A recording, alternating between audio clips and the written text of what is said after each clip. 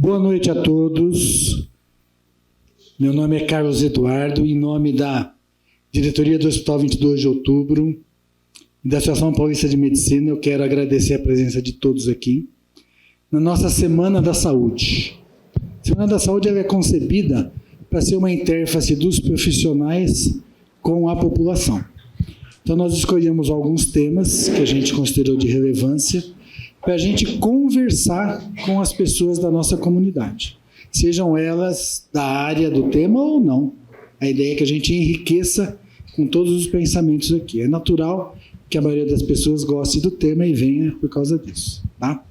E a gente vai começar hoje com um tema muito especial para mim, tá? A ideia minha, quando a gente trazer a questão do pós-Covid na saúde mental, é uma coisa que tem acontecido nos nossos consultórios. A gente tem recebido as pessoas que tiveram um sofrimento, tá? Físico, mental, emocional, espiritual com a Covid, que tiveram frente a frente com a questão morte e com a questão vida. Isso está latente ainda, tá? A gente tem acompanhado doentes crônicos que trazem um sofrimento, tá? E aí eu quis saber assim, nessa área de saúde mental, o que os profissionais podem oferecer? Como seria essa abordagem? Então a gente pensou aqui em trazer uma coisa muito interativa, tá? Que era colocar um caso clínico. E esse caso clínico vai ser visto, debatido, dialogado com profissionais renomados aqui da área, tá? Então, eu fiz questão de trazer pessoas de grande relevância na nossa região, tá? E eu estou falando aqui esse comecinho, mas eu vou passar a palavra daqui a pouquinho para o doutor Elias Ajub, nosso diretor científico da APM, que todos acho que conhecem, psiquiatra que tem atuação aqui no Hospital 22 de Outubro, que tem atuação no Instituto Américo Barral, e ele vai conduzir o show aí de bola nessa parte mais específica.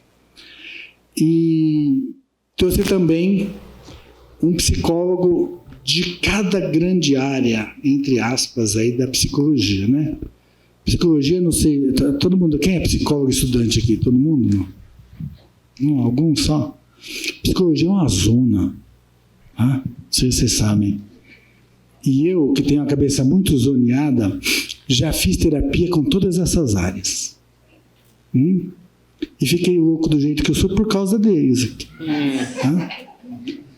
Então eu quis dar a oportunidade de vocês também enlouquecerem hoje com eles aqui. Tá bom? Então, a gente espalhou pelo salão QR Code para quem precisar de certificado via digital, vai ser enviado para vocês depois por e-mail ou pelo WhatsApp. Mas não tenham pressa nenhuma, depois fiquem à vontade aí para fazer a leitura, tá bom? E acho que a ideia é a gente aproveitar essa noite. Nós vamos ter um espaço para os palestrantes falarem e, posteriormente, nós vamos abrir para discussão conosco e entre eles também. Então, peço agora que o doutor Elias Ajub assuma o seu espaço. Fazer uma apresentação da turma? Dos nossos palestrantes? Muito bom, vamos fazer a apresentação da turma. Aqui, doutor Kleber de Moraes. O senhor quer ficar de pé para se mostrar, por favor? Eu sou baixinho. O Kleber é um psicanalista que vai estar conversando com a gente na área de atuação dele. Todo mundo aqui já deu aula na Franco Montoro, tá? Todo mundo, sem exceção. Tá? Fica aí. A Alexandra Azevedo. A Alexandra, além de ser uma grande amiga, tem uma atuação na área fenomenológica e vai estar abordando nossa questão nessa área, tá bom? Flávia Urbini, a Flávia é na área comportamental, cognitiva comportamental, tá? A Flávia é uma aquisição mais recente do meu coração, a gente não vai falar porquê, mas ela sabe, tá bom?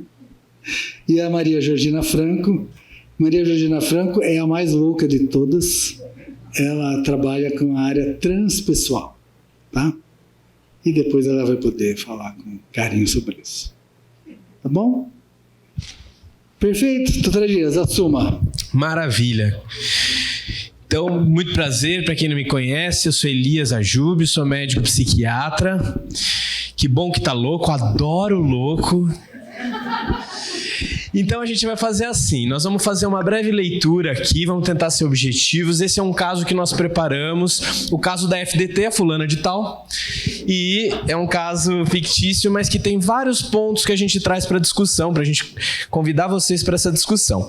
Vamos lendo e depois a gente vai aqui, uma sugestão que eu gostei muito do Dr. Kleber, da gente fazer um convite para vocês também irem pontuando aquilo que vocês acharam relevante. Então, nossa paciente, ela tem 36 anos, ela é casada há 8 anos e ela é mãe de 2 filhos, uma menina de 3 e um garoto de 6 anos. Ela é bancária, gerente, formada em administração, ela é evangélica e frequenta a religião dela, frequenta semanalmente os cultos. E ela vai buscar ajuda por quê? Ela procura a psicologia por conta de ter Covid-19, contraído recentemente, enfrentou dificuldades desde então. Diz que não é a mesma faz 6 meses. Tá com nervosismo, tá com dificuldade de concentração.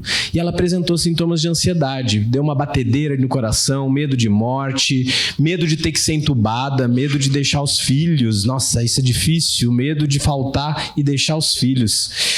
E ela teve uma Covid que evoluiu para pneumonia, ficou 2 dias internada, foi um estresse danado. E ela fala do estresse da pandemia também. Ela ficou em home office trabalhando, detestou ficar isolada em casa, não ver gente. Criança pequena dentro de casa o dia inteiro, aquela coisa doida. E depois de uma internação que ela teve por 2 dias pelo Covid, que evoluiu para pneumonia, ela teve dificuldade de voltar à rotina, fica muito angustiada lembrando de tudo que passou, o medo de ser entubada, ficou mais distraída, ficou com esquecimentos, com lentidão do comportamento, sofrimento para ter que trabalhar. Antes ela adorava trabalhar, agora tá difícil produzir. E no trabalho ela teve crise de ansiedade também, teve batedeira, aperto no peito, sensação de desmaio. E ela vai buscar ajuda médica, encaminhada à saúde mental, vai buscar ajuda da psicologia. E aí um pouquinho da história familiar. É uma mãe super protetora, ansiosa, o pai muito focado nessa questão do trabalho, dos estudos, da importância do desempenho. E a mãe é muito parecida com a paciente, ansiosas ambas. Evolução das crises, ficam ficando mais frequentes, com choro fácil, formigamento, e ela vai novamente encaminhada à saúde mental. Por indicações de colegas de trabalho, ela nega histórico de doença mental pregressa, nega uso de drogas. Até raro chegar hoje em dia, estava comentando aqui a Georgina comigo, chegar para a psicologia uma pessoa que não começou ainda uma medicação, comumente um clínico já introduziu uma medicação para essas crises de ansiedade antes dessa pessoa chegar ao psiquiatra ou antes de chegar ao psicólogo. E experiência de vida, bastante perfeccionista, preocupada com papéis familiares, faz uma pausa na carreira para a maternidade, né? E tem toda essa dedicação à maternidade por um tempo, depois volta a trabalhar. E agora vem a Covid. Ela esteve grávida durante o confinamento, trabalhou em home office, muito estresse, medo pela saúde dos filhos, medo dos filhos morrerem, dela morrer. E aí ela tem essa mãe ansiosa que auxiliava ela auxiliava a mãe durante as crises, então a mãe também passou bastante ansiedade nesse período, ela vivenciou essa ansiedade da mãe muito de perto. E é isso. Eu usei o ChatGPT para poder resumir nosso caso, que eu achei que ia ser complicado deixar 3 páginas. Se vocês não estão familiarizados, ChatGPT, as inteligências artificiais, ajudando a gente a deixar aqui mais esquemático. Queria que vocês, inicialmente, já pontuassem aqui o que vocês percebem que faz muita diferença para esse caso, o que chama atenção de sintomas. Tudo bem? Podem ficar à vontade de falar aí, qualquer coisa tá certo. Ser uma mãe protetora, ter uma mãe também super protetora, maravilha. Quem mais? A turma tá tímida ainda, né? Vamos convidar aqui o Kleber, Alexandra, Georgina, Flávia. Vamos sentar do lado de cá para a gente começar a nossa discussão. Deu para vocês acompanharem o caso, né? Deu para acompanhar essa descrição inicial. Então, enquanto isso, parabenizar aqui o Dr. Carlos por conta da iniciativa, Dr. Carlos Gevitowski, que é o presidente da Associação Paulista de Medicina, que fez aí durante toda a gestão dele um montão de eventos muito legais, reanimou aí a associação e está trazendo essa comunicação bacana entre os profissionais e os usuários do sistema de saúde, que são a população. Então, é muito bom poder participar disso. Agradeço de novo, Dr. Carlos. Quem deseja começar?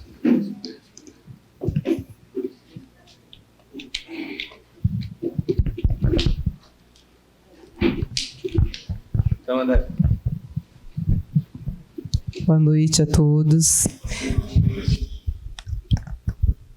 Vocês sabem que depois, quando a gente fica muito jovem, a gente vai precisando de alguns acessórios, né? Você também está precisando, doutor? Bom, vamos lá. Antes de mais nada, eu acho que é importante eu pontuar aqui que, além do trabalho, né, com a abordagem fenomenológica, eu também trabalho com saúde mental na rede pública de Mogi Guaçu. E, no momento, eu atuo numa UPA. Eu faço atendimento às crises psiquiátricas, né? Porque, com a mudança de todo o modelo de atendimento e de cuidados na saúde mental, a UPA hoje tem sido uma grande parceira na regulação e no acompanhamento destas pessoas para as internações psiquiátricas e nos atendimentos às crises.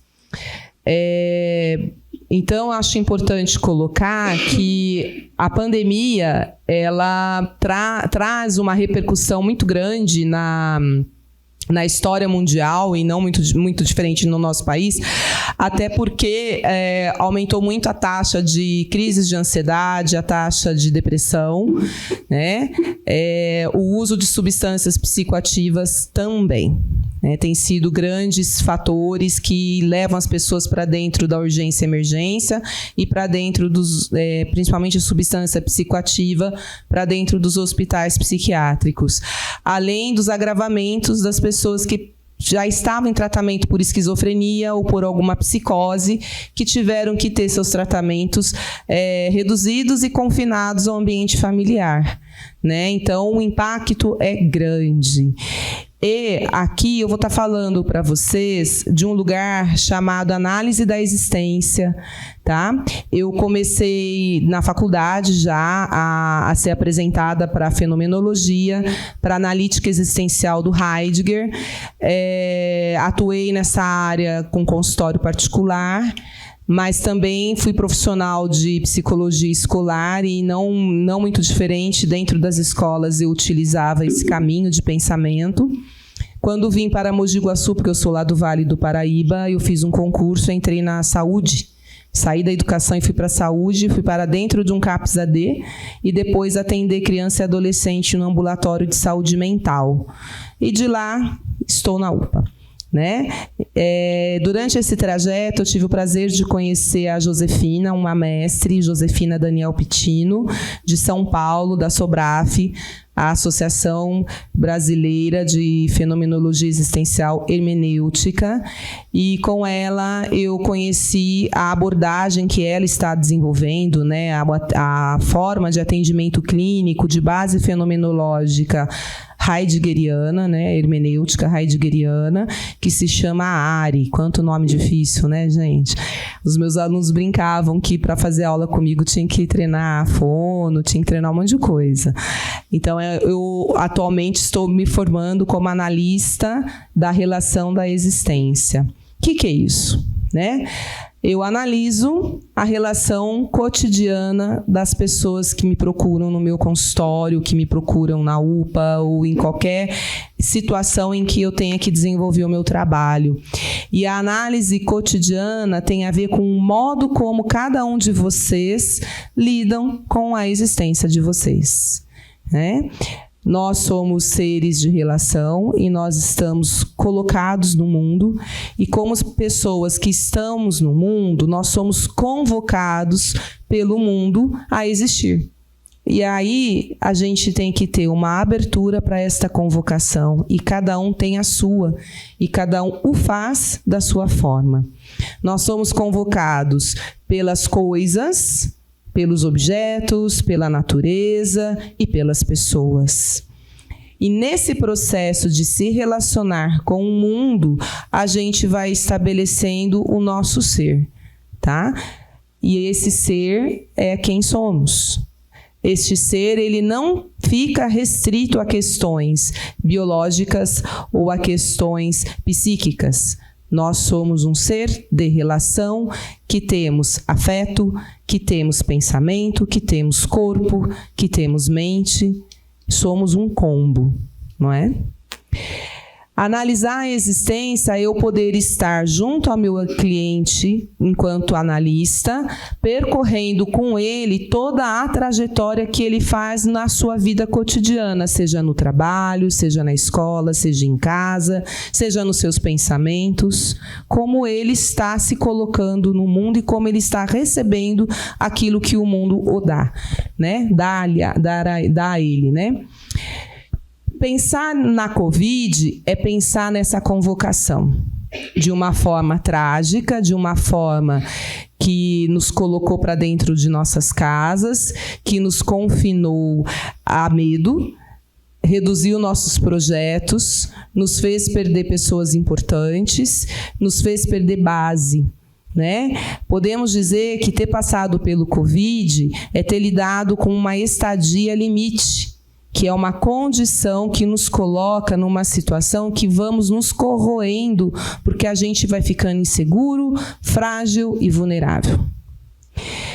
A fulana de tal, ela vem de alguma forma nos contar um pouco o que muitas pessoas levam para dentro dos nossos consultórios ou para dentro das casas, nas rodas de conversa, nas rodas de família, que estamos retomando, né? E ela vem nos contar de uma fragilidade que ela só pôde entrar em contato no momento em que teve o diagnóstico de Covid, embora fosse até que leve, perto do que nós vivenciamos durante todo o auge da pandemia.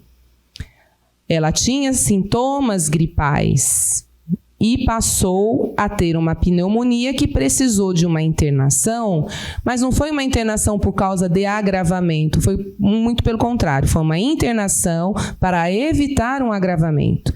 Só que o fato de ir para dentro de um hospital com diagnóstico Covid arremeteu, né? Trouxe para aquele momento da vida dela aquela história passada das pessoas confinadas, das pessoas entubadas, das pessoas que não puderam ter o seu enterro com velório, né? A gente vivenciou todos esses sofrimentos.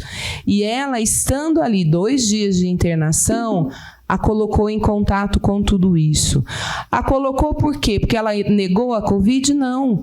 Porque ela estava vivendo a vida dela como todos vivemos. Só que existia uma fragilidade. E aí ela vem contar um pouco da sua história, porque como seres de relação, a gente vai se constituindo a partir das histórias, primeiro dos nossos pais, que vai imprimir para nós uma condição de vida. A gente nasce num lar, num país, num estado, com uma cor de pele, com uma cor de cabelo, que tem a ver com a história dos nossos pais. E aí a gente entra nesta história. E aí a gente passa a fazer parte dela. E qual é a história que a fulana de tal nos conta? Uma mãe extremamente protetora, que também tem crises de ansiedade, e um pai que tem uma certa ausência do lar devido ao excesso de trabalho. Mas quando está presente, valoriza o trabalho. Tem que trabalhar, tem que estudar, tem que estudar, tem que trabalhar. Então, ela tem dentro da história 2 aspectos importantes. Tem que proteger a vida e tem que proteger o trabalho. E aí, gente, quando ela está dentro do hospital, ela não está protegendo a vida e ela não está protegendo o trabalho. Ela está frágil. Ela está vulnerável, ela está à mercê de um vírus. Isto a coloca na situação de desestabilizar-se, de olhar para a vida de uma outra maneira, de perder referências. Qual é o meu caminho agora? Para onde eu vou? E, para ajudar, quando ela retorna ao trabalho, ela tem algumas sequelas. O Covid tem deixado sequelas. Ainda está sendo avaliado, ainda está sendo tratado. Percas de memória é uma das sequelas. Lentificação. Muitas pessoas que tiveram Covid relatam isso. Somado a todo esse processo, a nossa fulana de tal parte para uma existência ansiosa e angustiante. Ir trabalhar é difícil porque a coloca numa condição de enfrentar uma limitação que é momentânea. Porque ela não cumpre aquilo que é o combinado no histórico da família, que é ir bem no trabalho. Ela começa a não produzir como antes. Voltar para casa, né, é ter que voltar para uma condição de proteção, só que ela está frágil.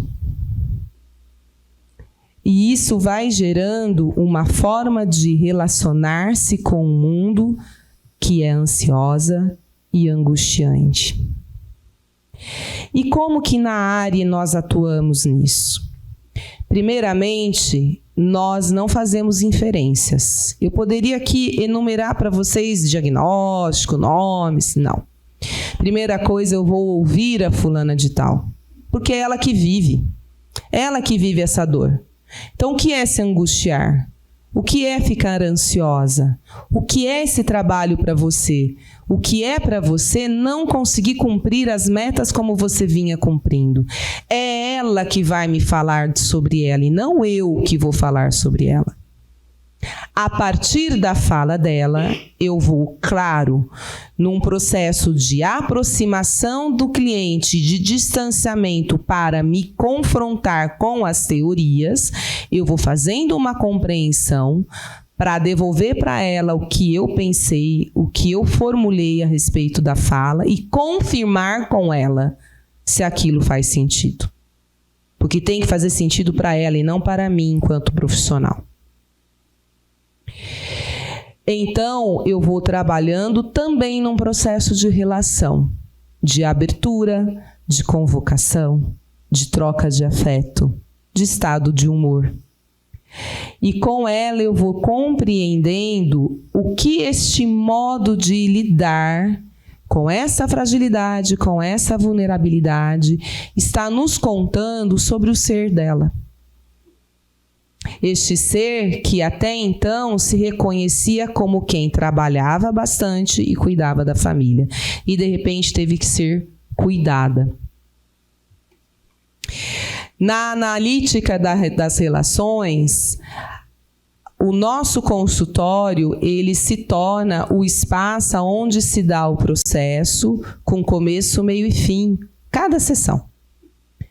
Hoje o que eu estou contando para vocês, se essa cliente tivesse passado pelo meu consultório, seria uma análise da análise.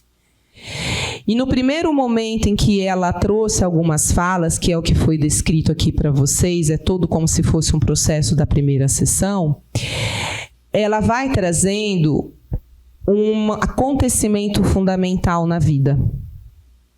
Que é esse acontecimento fundamental que eu levanto com o meu cliente dentro da sessão para a gente compreender o que ele tem que se reconhecer, quais as referências que ele tem que adotar, que caminho que ele tem que buscar para pensar sobre si mesmo. No caso do acontecimento fundamental da sessão, se deu o fato de se ver fragilizada e vulnerável. E de perceber que precisa da ajuda de um profissional de saúde mental para reencontrar o seu caminho. Porque vocês viram que por 2 vezes foi encaminhada ao profissional de saúde mental, é porque na primeira ela achou que ela dava conta sozinha. Isso é um processo tão comum, né? A gente ainda tem uma compreensão de que cuidar da maneira como eu penso, da maneira como eu ajo na minha vida, é só responsabilidade minha. Eu tenho que fazer isso sozinho.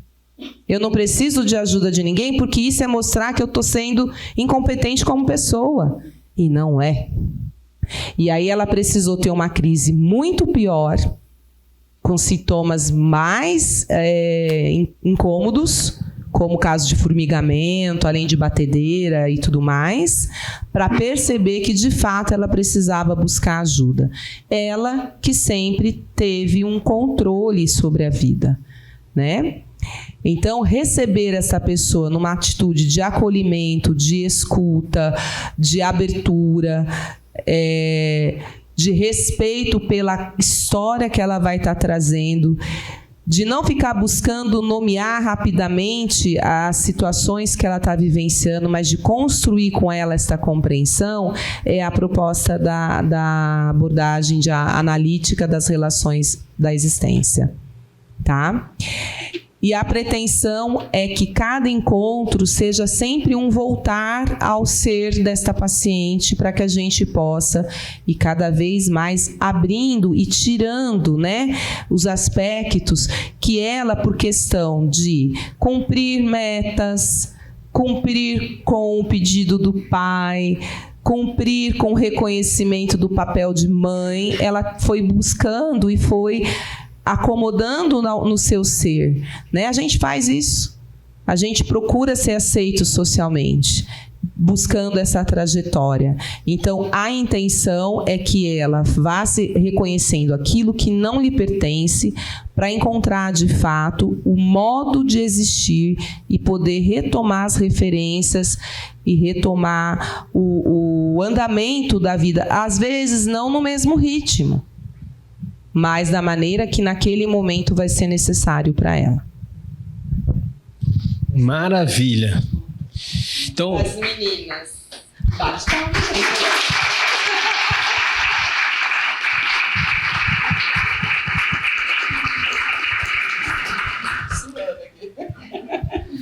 se vocês tiverem perguntas, quiserem fazer, quiserem interromper, não tem problema, para a gente ficar até mais dinâmico. Mas se vocês quiserem deixar para o final... Tem um microfone aqui, se alguém quiser falar.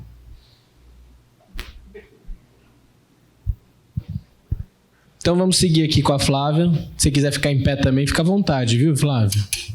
Como você preferir.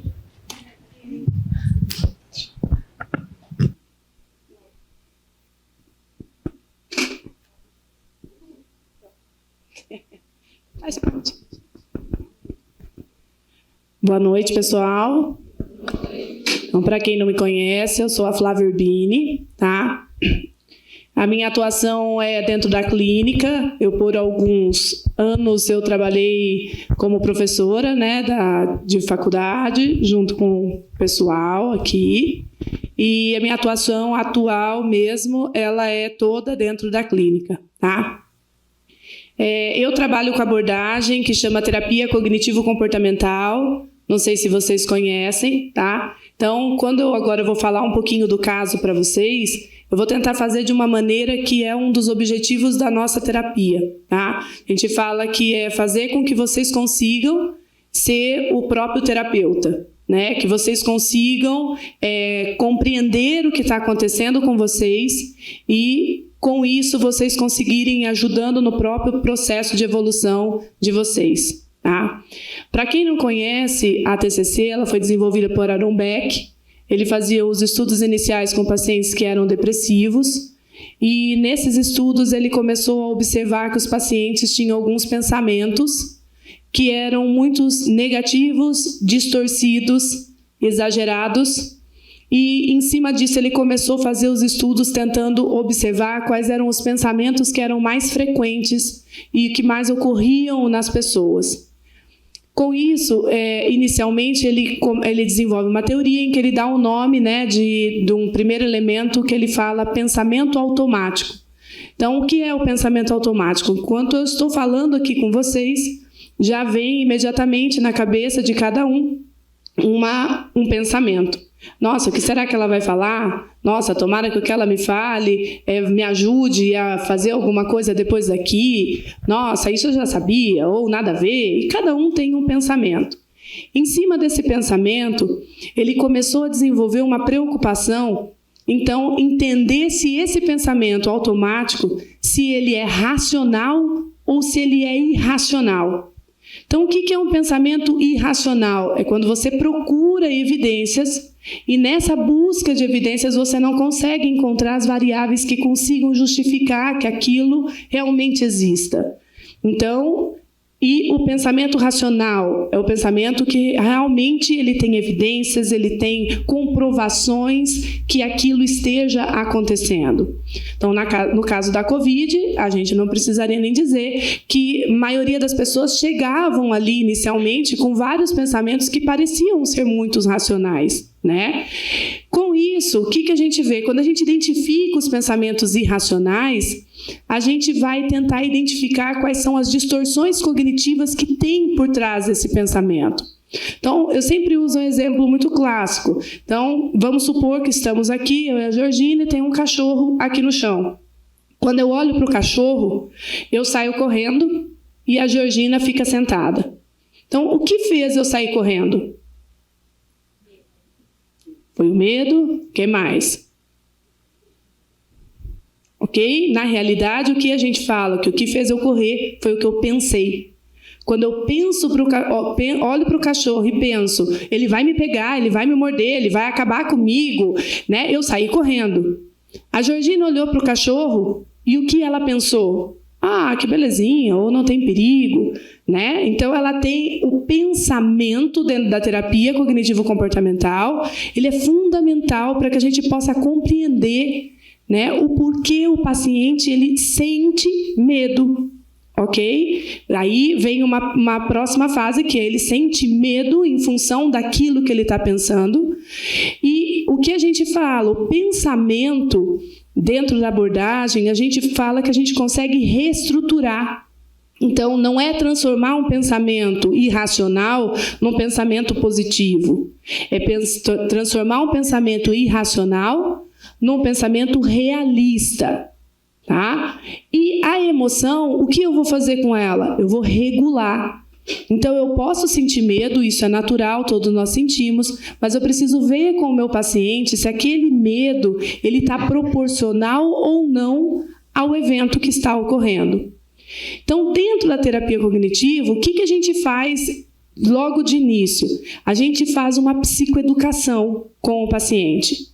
Então, no caso da FDT, né, da nossa cliente aqui, o que a gente faria inicialmente? A gente trabalharia com ela um pouquinho a questão da ansiedade. O que nós mostraríamos a ela? Que, na verdade, pessoal, se a gente chegar e começar a colocar um monte de técnica, respira, pensa, faz parada de pensamento, não é que não vai ajudar. Ajuda sim no processo, mas isso não vai fazer ela entender a origem disso tudo que está ocorrendo com ela.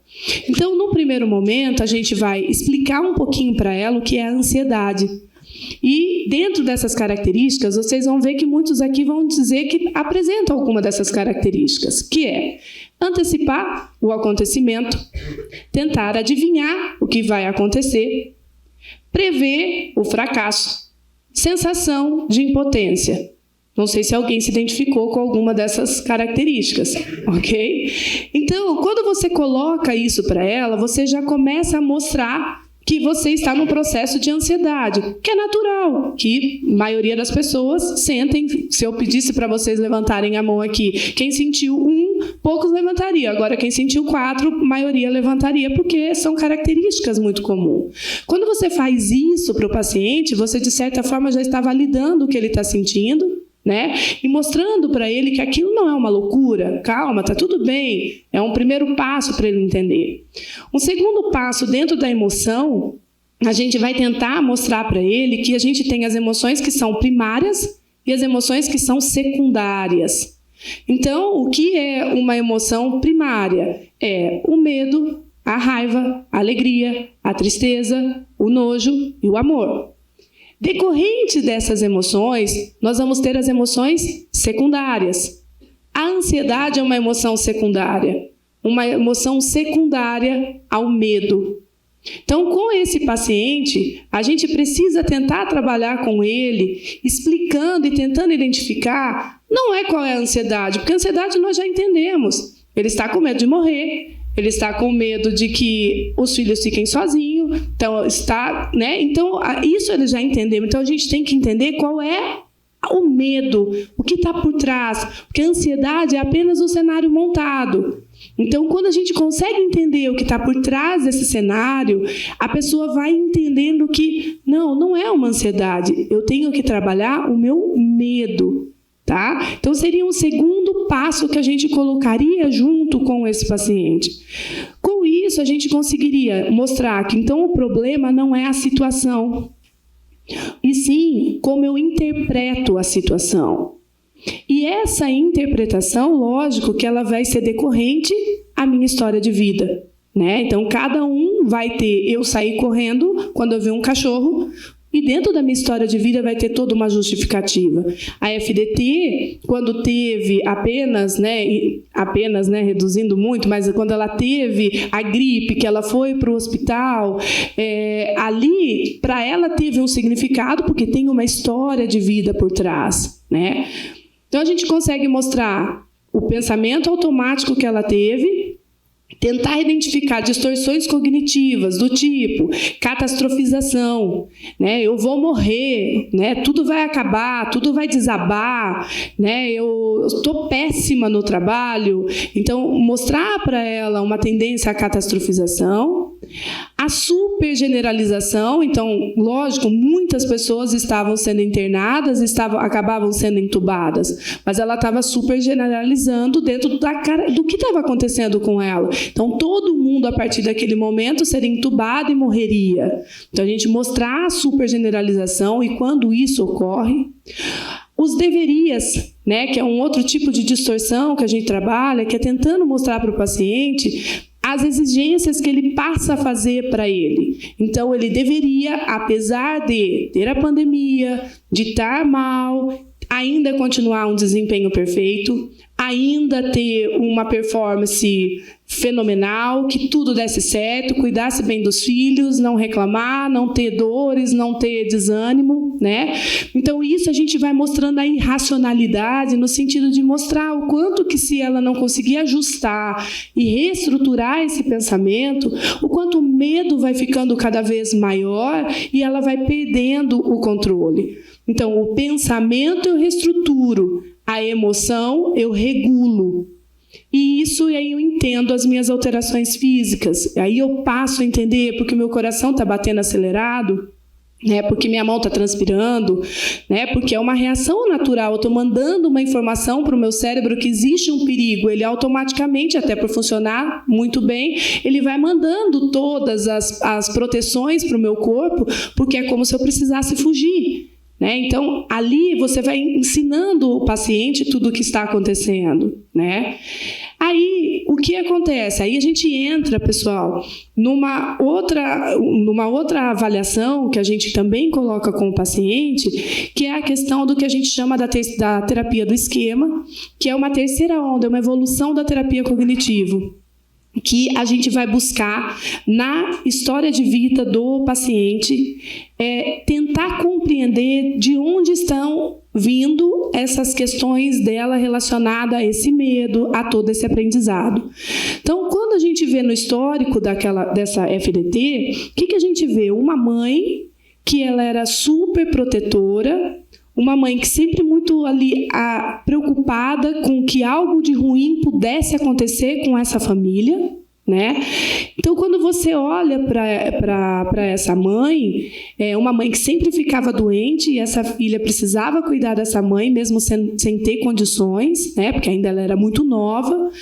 Com isso, a gente começa a ver que a mãe ensina à filha, né, o que a gente chama de vulnerabilidade a dano, que é a tendência a gente acreditar que em qualquer momento tudo pode desabar. Ou eu vou ficar pobre, ou eu vou ficar doente, ou vai acontecer uma tragédia. Então, desde pequena, ela vê essa cena com a mãe de vulnerabilidade a dano. Ela aprende com essa mãe que qualquer momento tudo pode desabar. E a Covid confirmou essa questão que a mãe apresentava. Quando a gente olha para esse pai, ele valorizava muito a questão do trabalho. Para ele, tudo era relacionado ao trabalho. Então, quando ela não consegue fazer o desempenho na medida igual como ela fazia antigamente, automaticamente a gente tem um novo esquema, que a gente chama de padrões inflexíveis, que é uma tendência natural, né, da pessoa que tem o padrão de ter que fazer tudo muito perfeito, de forma muito sistemática, né, que para você conseguir ter valor, você precisa ser o tal. Caso contrário, você não tem valor. Então, o pai, ele passa essa noção. Então, é como se a gente falasse que a mãe, quando passa a vulnerabilidade a dano, a mãe, de certa forma, sem intenção, claro, ela ensina a filha, de certa forma, o que a não ter a própria autonomia. É como se a filha não desse conta de lidar com as coisas sozinha, então ela precisasse ficar em alerta o tempo todo. Então, em cima disso, quando você vai fazer a análise dos pensamentos automáticos, você vai ver que todos esses pensamentos são relacionados a esse medo, que o mundo desabe, que tudo acabe, que tudo dê errado. Quando você vai fazer a avaliação dos pensamentos automáticos, você vai ver que o quê? Todo padrão rígido em cima nessa questão de que não posso falhar, não posso, né, fazer nada que seja ruim. Essa visão do pai ensina também o filho ao quê? Que se ele falhar, se ele não der conta, vão descobrir que você um outro esquema. A gente chama defectividade e vergonha. Vão descobrir que você tem defeitos, que você tem falhas, que você tem pontos fracos. E isso é uma vergonha. Então, você vê que dentro desse contexto, o quanto isso perturba também para que ela consiga ter um desempenho, né? Então, quando a gente olha todo esse contexto, isso faz com que ela, então, vá ter estratégias para ela enfrentar. Ou ela se resigna, não tem o que eu possa fazer, entra em desespero e fica ali parada esperando alguma salvação. Ou ela tenta fugir, então ela tenta evitar, ela tenta não quer ir mais trabalhar, ela não tem mais ânimos para fazer as coisas, mas como uma tentativa de se proteger de qualquer falha ou qualquer vulnerabilidade, né? Ou ela pode hipercompensar, do tipo, nossa, não estou nem aí para o trabalho, nem ligo para isso, nossa, não sei por que as pessoas estão falando isso, do tipo que eu sou super bem resolvida, só para que as pessoas também não fiquem, né, me pegando no meu pé, ou reagir de forma saudável. Né? Então, diante disso, pessoal, né, dentro da TCC e da terapia do esquema, esse primeiro momento é o que a gente entende que assim, seria uma primeira fase da gente compreender e ensinar ao paciente o porquê a dinâmica dele está funcionando daquela maneira, né? Então, da onde veio aquela dinâmica, por que ele repete, por que os pensamentos dele são daquela maneira, qual é a emoção que ele está sentindo, se é primária ou secundária, e depois sim a gente entra aprofundando, ensinando técnicas para que ele mude. Porque qual é a questão mais importante? Que a gente entende que nenhum pai, nenhuma mãe vai fazer alguma coisa com seu filho com uma intenção maldosa, salvo algumas exceções, ok?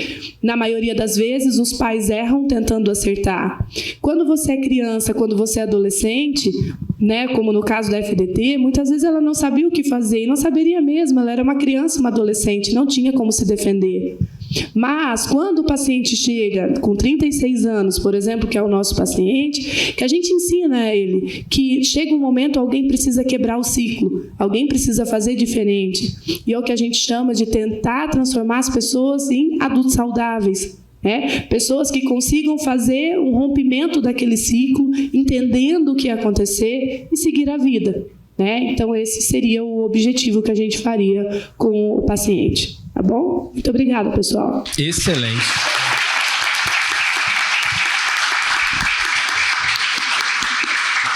E para já dar uma aquecida aqui nessa discussão, né? Flávia falou sobre essa questão do medo e da ansiedade. Então, o medo, né? O que é o medo? Tem vários jeitos de dizer o que é medo, nenhum é mais sério do que outro, mas basicamente é um sofrimento que a gente tem diante de algo que parece que nos traz ameaça, né? A gente se sente ameaçado por aquilo, a gente sente medo daquilo. Mas e a ansiedade? Pensa aí, o que é uma definição de ansiedade? Vocês já pararam para se perguntar sobre isso? É difícil definir ansiedade?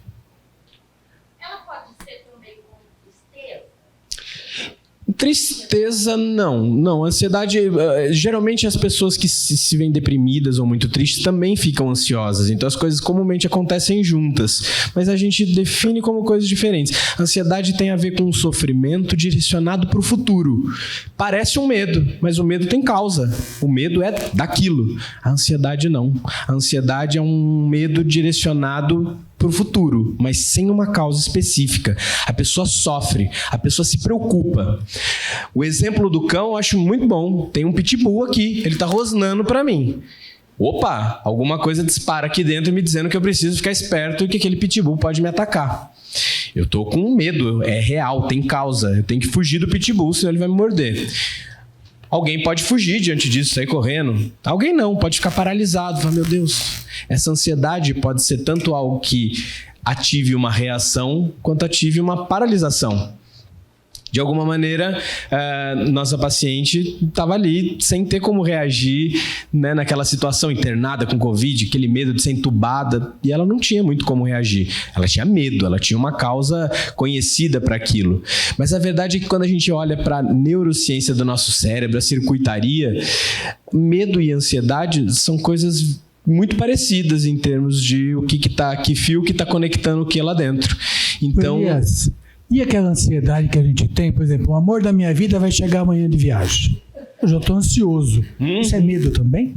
Então, essa ansiedade tem a ver com uma expectativa direcionada para o futuro e ainda um sofrimento. Então, eu quero que chegue logo, ainda que o meu sofrimento seja querer que chegue logo, querer que as minhas expectativas sejam atendidas, querer que isso aconteça e não me frustre, enfim. Ainda assim, quando tem a ver com um sofrimento direcionado para o futuro, a gente dá esse nome de ansiedade. E a ansiedade pode gerar reações físicas, a pessoa pode ter tremor, ter formigamento, ter batedeira no coração, enfim, são reações a essa ansiedade. Acho que a questão da ansiedade que fica claro também é que ela é uma reação para algo difuso. O medo, ele tem um objeto concreto, né? Você tem medo do cachorro, você tem medo da altura, você tem medo de um assalto. A ansiedade, você sofre pelo quê? Né? Então, falta a concretude, né? Falta o objeto do sofrimento. E aí tem isso, né? É direcionado por algo que vai vir não sei de onde. Por exemplo, é normal que tenhamos ficado aqui todos ansiosos com o dia de hoje, com medo de que pudéssemos não desempenhar tão bem quanto gostaríamos, pudéssemos engasgar, pudéssemos fazer qualquer coisa. Então, isso é normal, é um sofrimento direcionado para o futuro. Mas se ele é paralisante, se ele dá sintomas físicos, como o da nossa paciente, aí ele passa a ser uma ansiedade patológica, uma ansiedade que traz prejuízos, uma ansiedade que requer uma abordagem, não é isso? Vamos para quem agora? Vou eu. Vamos lá, Kleber. Bom, boa noite, pessoal. Eu vou aproveitar a deixa de ansiedade que vocês estão falando e vou dizer que em psicanálise a gente chama um pouquinho diferente, né? A gente prefere o termo angústia à ansiedade, porque angústia vem do alemão Angst, que é estar sufocado. É a sensação de quando você está dentro da água e você quer subir para respirar e não consegue. Eu acho que essa sensação é a que mais caracteriza as pessoas que tiveram Covid, que passaram por momentos de intubação, ou nós, que muitas vezes não ficamos intubados, mas que também ficamos com aquela sensação horrorosa, que você não sabe muito bem o que vai acontecer, aquele medo inespecífico, que eu prefiro chamar de angústia, que é algo que você não consegue nem nomear muito bem o que é, que escapa do racional, que você simplesmente sente aquilo e às vezes não consegue nem dar um nome para aquilo. Isso é angústia. Acho que todo mundo aqui já teve um momento assim na vida, né? Então vocês sabem muito bem o que eu estou falando, porque a angústia é inerente à vida humana. Todo mundo que está vivo, em algum momento, teve uma angústia muito profunda, né? E por que isso é importante? Por que eu estou começando por aí, né? E o que isso tem a ver com psicanálise? Tem tudo a ver com psicanálise, né? Porque a psicanálise, ela vai trabalhar a partir da ideia de que o ser humano é um ser dividido desde que ele nasce. Nós somos um ser que não é integrado, né? A partir do momento do nosso nascimento, a gente já começa a ter vivências, experiências de abandono, desamparo, medo, fome, raiva, tristeza. Tudo isso o bebê já começa a ter desde que ele nasce. E o bebê, por não ter o domínio da linguagem e não ter ainda toda a parte cerebral dele desenvolvida, ele não sabe como lidar com tudo isso. Então, quem vai lidar com tudo isso por ele? Quem está cuidando dele? A saber, geralmente é a mãe, o pai, os avós, a família, né? E a partir desse momento que o ser humano nasce, né? E alguns denominam esse momento de trauma do nascimento, né? O ser humano começa uma jornada em que ele vai tentando se integrar ao longo da vida. Buscar não só a razão de ser, mas se integrar como ser humano mesmo, né? Isso eu estou colocando esse preâmbulo para dizer que a psicanálise ela parte, primeiro de tudo, da noção de inconsciente. Que existe algo dentro de nós que nós não conseguimos dominar, não conseguimos controlar, e que, na verdade, o que manda na nossa vida não é a nossa razão, não é a nossa consciência, mas é o nosso inconsciente. É como se nós estivéssemos em cima de um cavalo bravo, tentando domar o cavalo bravo e achando que a gente consegue levar ele para onde a gente quiser, e o cavalo é que manda no cavaleiro. É mais ou menos assim que a psicanálise vê a noção de consciência, como sendo uma pontinha do iceberg, uma pontinha do nosso funcionamento emocional, né? E que embaixo disso tem todo um universo enorme que muitas vezes nós não temos acesso, né? Então, a ideia da psicanálise é o quê? É ajudar o ser humano a que possa enxergar um pouco dentro do baú do nosso inconsciente e trazer algumas coisas que possam ajudar a melhorar a nossa qualidade de vida, tá? Lembrando sempre que esse baú nosso não tem só desgraça, não tem só ódio, não tem só destrutividade, tem muita coisa boa lá também, né? O Rubem Alves diz que dentro do nosso baú não existe apenas as coisas terríveis, existem também rosas, né? Existem também coisas a serem descobertas muito bonitas que a gente não conhece sobre nós mesmos, tá? Então, a psicanálise ela vai se pautar em alguns pressupostos. Primeiro, a noção de inconsciente, tá? Segundo, quando a gente acaba sendo confrontado com situações difíceis, a gente tenta se defender disso. E aquilo que nós não conseguimos lidar, a gente acaba colocando no nosso inconsciente, como uma maneira de não ver aquilo que a gente não consegue lidar ou não quer lidar. Eu vou voltar a esse assunto quando a gente falar um pouco da Covid. Outro pressuposto da psicanálise é que durante a sessão, o terapeuta não vai conduzir a sessão. Ele vai deixar a pessoa livre para que ela conduza o caminho que ela acha que é necessário. Um pouco parecido com a fenomenologia, em que quem vai dar o tom é o paciente e não é o terapeuta. E eu gosto da palavra paciente, apesar de muita gente não gostar, não porque a pessoa tem que ser passiva no tratamento, de maneira alguma, mas porque ela tem que ter paciência com o terapeuta. Porque como é que em 1, 2, 3 sessões, 2 meses, você vai compreender uma vida inteira da outra pessoa? É pouco tempo, é impossível. Então a pessoa precisa ter paciência com o terapeuta, para que ele possa ajudá-la, senão é impossível, tá? E com o paciente, é ali naquela vivência da terapia que o paciente vai trazer os conflitos dele que vão ser revividos na relação com o terapeuta. Essa é a noção de transferência que se usa muito em psicanálise também, tá? Por que eu estou dando esse preâmbulo todo? Para a gente poder entender que em psicanálise o terapeuta não manda. É uma dança feita a dois, né? E o terapeuta que vai tendo que se adaptar à demanda do paciente. Então vamos para a nossa FDT, falar um pouquinho sobre ela, né? Ela traz toda essa situação que é eclodida com uma questão da Covid, né? Aí a gente fica se perguntando, Kleber, o que ela teve foi um transtorno que vem do passado ou ela teve uma coisa ligada a um momento especificamente atual, que foi desencadeado pela Covid? Quer dizer, ela já tinha um histórico de problemas emocionais mal resolvidos de antes, ou foi aquele momento específico que gerou tudo aquilo? Essa é uma discussão muito ampla dentro da própria psiquiatria e da psicologia. Quem vem antes, é o ovo ou a galinha? A gente vai tratar só a causa atual ou tem alguma raiz no passado?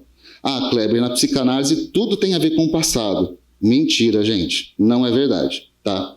O que se chama hoje em dia de transtorno de estresse pós-traumático, né, o TEPT, né, que a psiquiatria denomina dessa forma, o Freud já falava disso em 1895, lá no livro dele, Estudo sobre Histeria, que ele separava as neuroses clássicas e as chamadas neuroses atuais, que não têm raiz no passado, têm raiz no presente e que precisam ser simbolizadas. As neuroses clássicas, ela já tem um histórico na vida da pessoa, ela já vai lidando com aquilo de diversas formas. A neurose atual, que seria do momento atual, realmente, sem nada ligado ao passado, ela não conseguiu desenvolver ainda estratégias para lidar com aquilo. Então, a situação é mais traumática do que as anteriores. Quando a gente olha a fulana de tal, na minha opinião, a gente acaba juntando essas duas situações numa só. Ela tem todo um histórico de vida em que ela teve que cuidar da mãe, que já foi assinalado bastante aqui, né? De uma família perfeccionista, que valorizava demais o trabalho. Ela passa a impressão de que ela se sentia inferiorizada diante dos irmãos, dá essa impressão nas entrelinhas, mas isso é uma inferência minha, não tem no material isso, tá bom? E me passa uma sensação, vendo tudo, que como é que uma criança vai conseguir cuidar de uma mãe com crise? Que recursos uma criança tem para fazer isso? Isso é muito comum hoje em dia, né? A gente vê vários adultos doentes e as crianças acabam cuidando muitas vezes dos adultos. Infelizmente está havendo essa troca. Como é que a criança consegue desenvolver recursos para isso? Para ela preservar o adulto e cuidar dele, e ao mesmo tempo ser cuidada. Ela abre mão do cuidado que ela deveria ter para poder cuidar do adulto. Ela troca de papel com isso. E aí, a partir desse momento, ela que deveria ser cuidada, entende que para ela ser cuidada, ela primeiro tem que cuidar. Todo profissional de saúde carrega um pouco disso dentro de si. Todos, sem exceção, né? Nós, profissionais de saúde, carregamos um pouco disso dentro da gente. A gente tenta cuidar dos outros porque, de alguma forma, faltou algo no nosso cuidado lá na nossa infância, na nossa história de vida.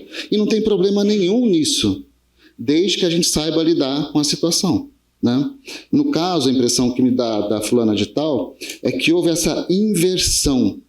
E quando ela, diante de uma situação muito imprevista, ela ficou à mercê da Covid, né?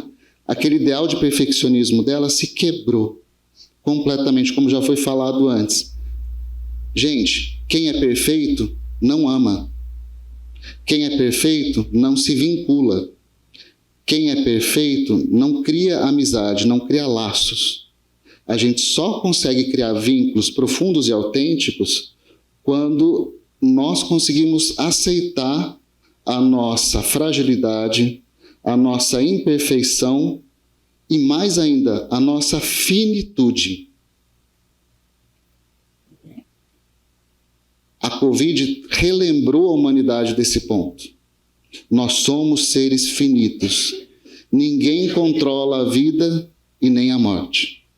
O máximo que a gente consegue fazer é retardar um pouco a morte. Um pouco. Nem mesmo os médicos, que são educados de uma maneira errônea, na minha opinião, nas faculdades, para curarem as pessoas, o que é uma falácia, né? Os médicos sabem disso, né? É uma falácia, eles sofrem muito por isso também, quando se defrontam diante de uma situação de morte. Nem mesmo eles conseguem isso. Quando a gente consegue lidar com a questão da finitude, a gente pode se vincular com os outros.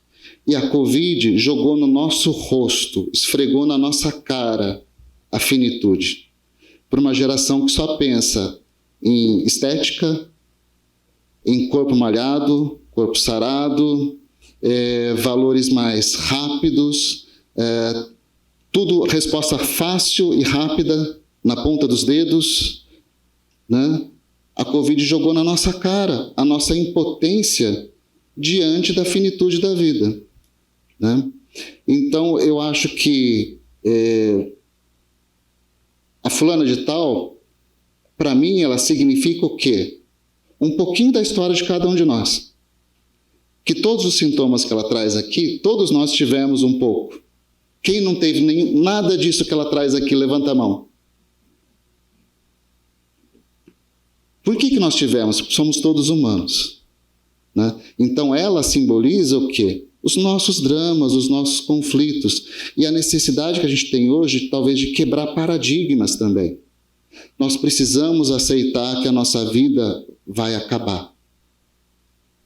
Se a gente não aceitar isso, nós estamos fadados a viver vidas vazias. Na época do Freud, havia um tabu principal na época, que era se falar de sexo. Não podia falar de sexo. O Freud traz isso com uma força muito grande, dizendo que tudo é sexo, talvez até de uma maneira excessiva, na minha opinião. Quais são os grandes tabus de hoje, na minha opinião? Primeiro, falar de morte, envelhecimento, finitude, separação, lutos, perdas. Está tudo interligado. Esse é o primeiro grande tabu. E o segundo, falar sobre vínculos afetivos. As pessoas querem relações rápidas, superficiais, baseadas no Tinder, no Scruff e em vários outros aplicativos por aí, e se espantam quando você fala que você tem 5 anos, 10 anos, 20 anos de casamento. Não é? Porque as relações estão muito efêmeras, líquidas, como dizia o Bauman, né? Então, qual que seria a busca com a fulana de tal na escuta psicanalítica dela? A busca seria o quê? Ajudá-la a olhar para dentro de si mesma, juntando o momento atual com toda a história de vida do passado dela. Para quê? Para que ela possa simbolizar os traumas presentes e ressignificar os traumas passados. O foco na psicanálise não é no pensamento, é na emoção. É um pouco diferente da TCC, né? A gente vai trabalhar basicamente com a emoção, acreditando que quando essa emoção pode ser transformada, não necessariamente modificada, mas transformada, o pensamento vai ser modificado também como consequência dela. Tá bom? Nossa, deu 15 minutos exatamente, gente. Obrigado. Primeira vez.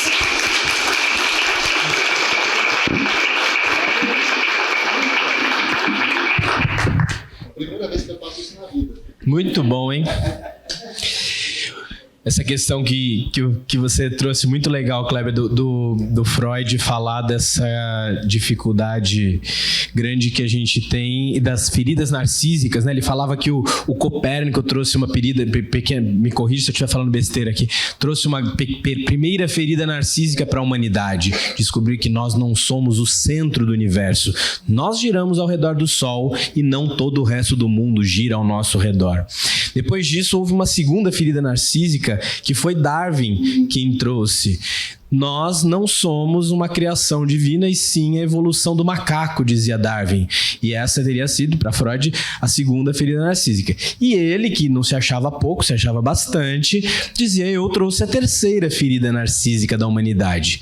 É a ferida de dizer: olha, nós humanos não somos controladores das nossas atitudes. Nós somos pessoas que se comportam de maneira reativa a algo que há subjacente, algo que há subconsciente, algo que há por baixo, por trás, e que nós não temos grande acesso o tempo todo, não é isso, Kleber? Deixa eu até colocar uma perguntinha para vocês. Não respondam, por favor, tá? Isso é de fora o íntimo, só pensem. Quem de vocês nunca foi falar com uma pessoa e chama aquela pessoa por outro nome? Não me diga o que isso significa para vocês, mas algum significado deve ter. Principalmente se for namorado, esposo, esposa. Tá aqui o Jorge, que não nos deixa mentir. Muito bem, muito bem. Vamos seguir, Georgina? Boa noite a todos. Meu desafio aqui é ser a última e ninguém dormir, né? Meu nome é Georgina, para quem não me conhece.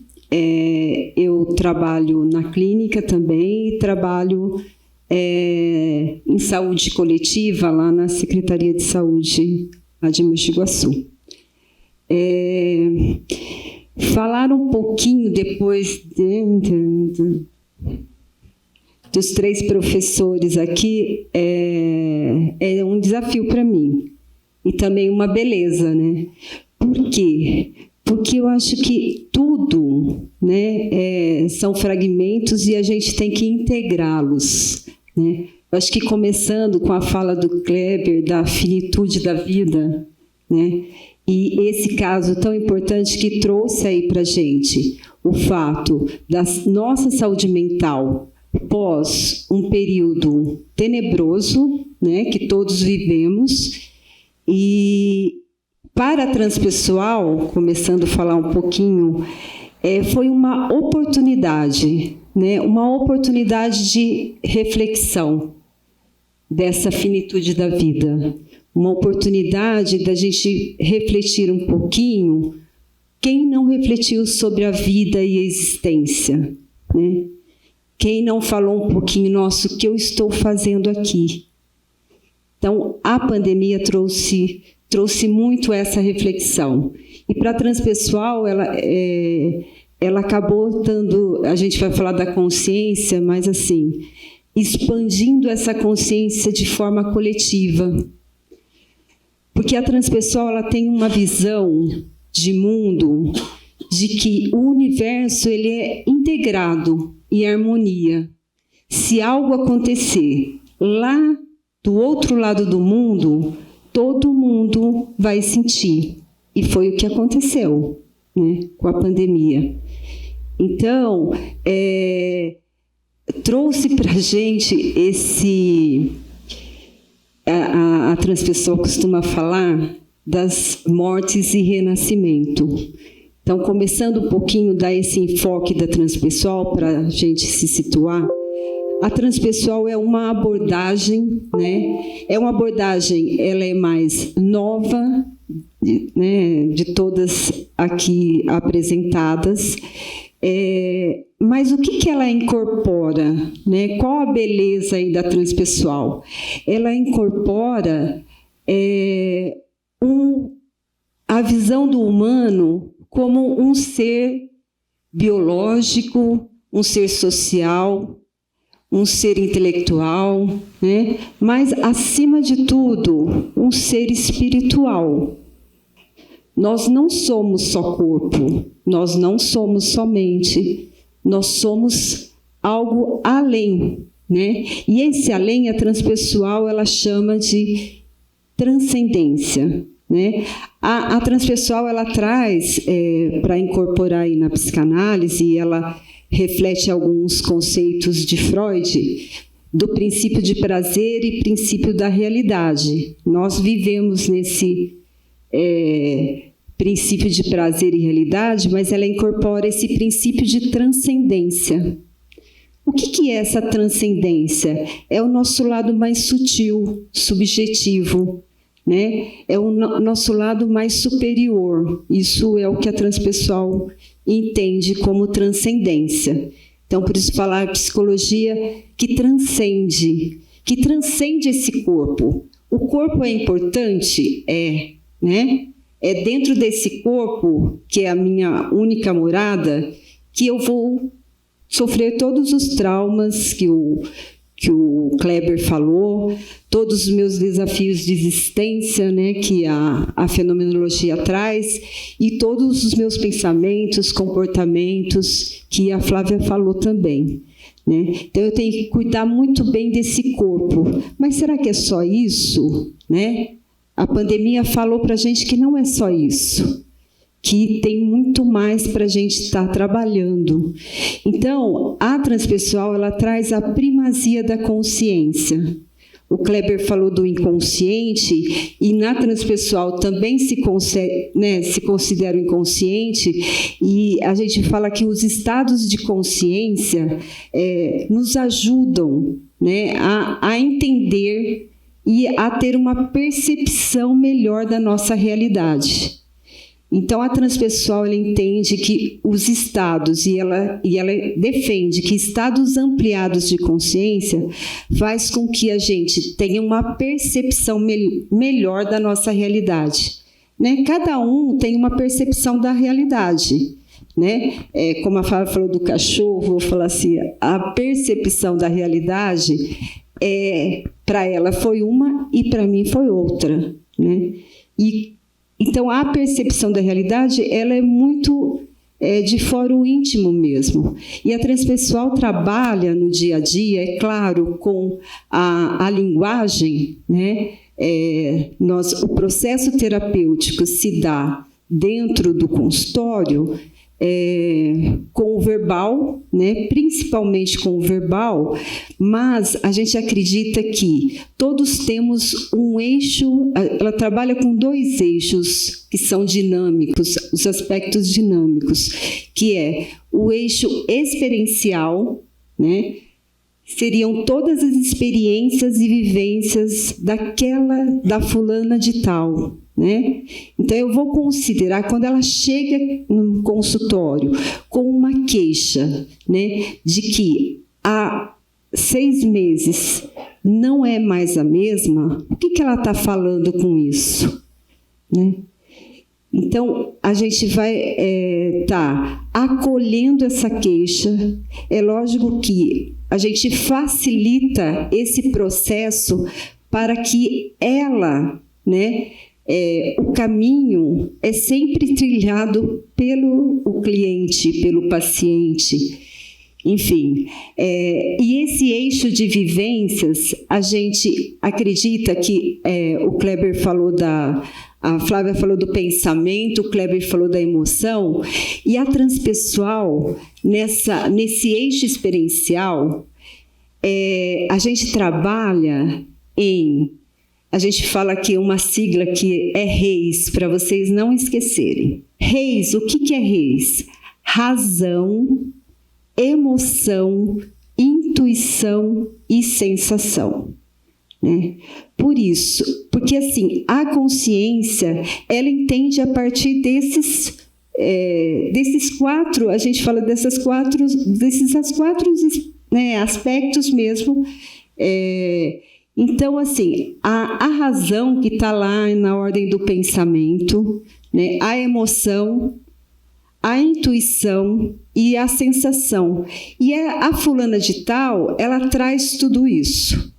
Ela traz o que ela estava pensando, que era o medo da morte. Na verdade, a transpessoal vai trabalhar com ela a questão de mortes e renascimentos, né? No caso, essa morte, a gente fala, é uma morte que aconteceu externo, né? É uma morte externa. Então, vamos trabalhar para que ela possa se desidentificar dessa morte, né? Dessa morte que é de um eu externo, que muitos de nós vivemos, né? E ficamos apegados a isso. Então, como a transpessoal trabalha? Ela trabalha no sentido de fazer com que a fulana de tal se desidentifique, né, desses apegos. Dos apegos. Por quê? Porque os apegos nos adoecem.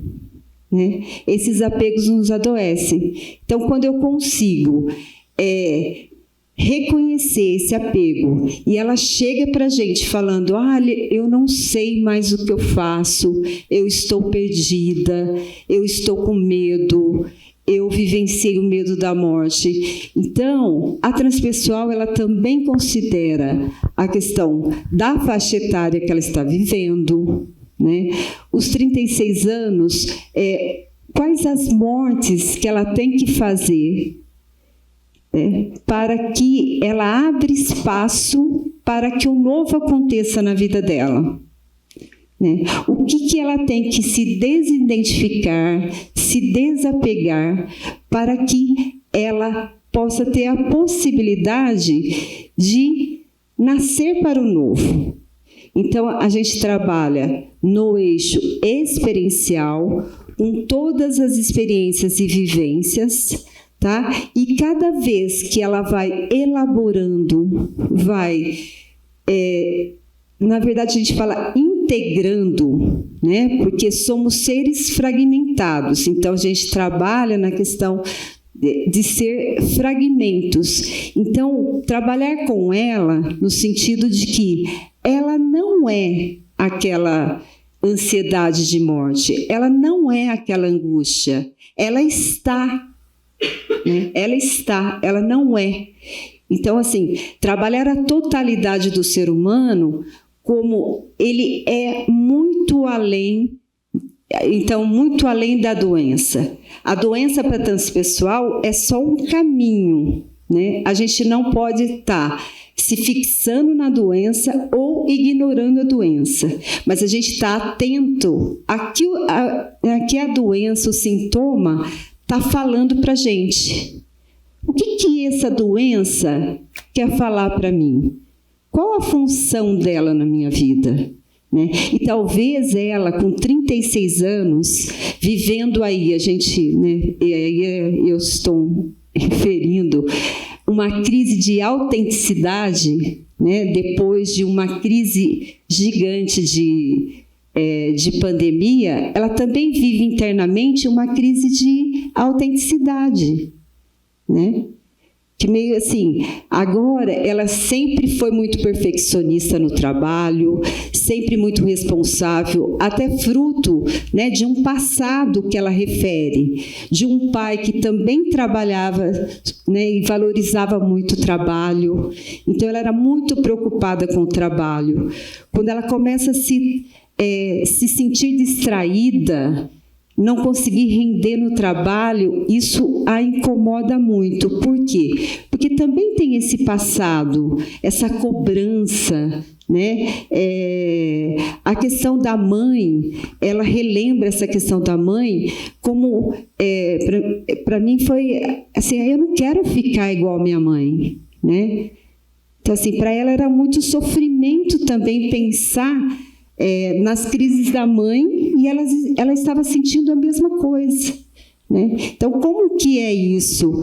Né? Ela está meio perdida, mas o que a transpessoal fala? Não, você está identificada, né, com algo que acaba sendo um fragmento, não é ela, né? Ela é muito mais que isso, né? E pensando na Gestalt, que a fenomenologia vai trazer um pouco, o todo, né? A gente é muito mais que a soma das nossas partes, né? Então, vamos... E o Cleber falou uma coisa interessante, que para a transpessoal trabalha-se, tem como base a fenomenologia, né?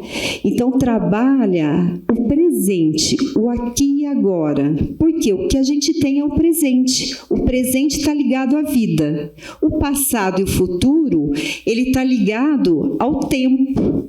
Ele é importante no processo terapêutico? É importante. A gente tem que revisitar todos os papéis que ela vem desempenhando, lembrando que a gente está trabalhando as experiências que ela foi adquirindo durante todo o processo de vida dela, né? Então, às vezes, ela tem que olhar para essas experiências e falar onde ela está apegada e ela não precisa mais daquilo, né? Porque, às vezes, a gente carrega coisas que a gente não precisa mais.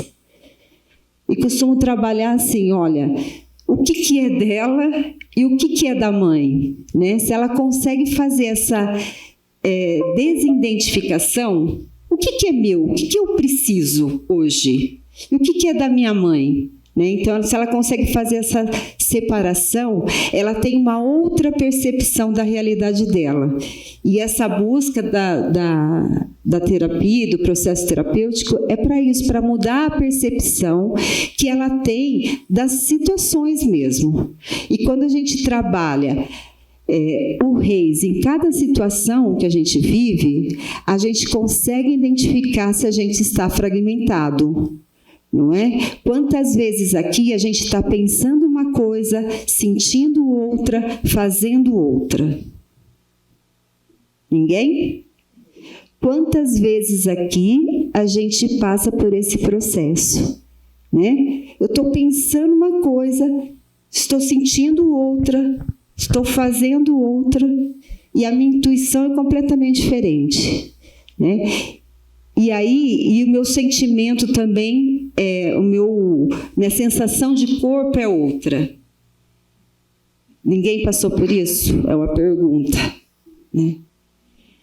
Então, a transpessoal fala que quanto mais a gente coloca equilíbrio e harmonia, né, nesses 4 aspectos dinâmicos da nossa consciência, né, mais saudável e equilibrado vai ser a minha vida. Né?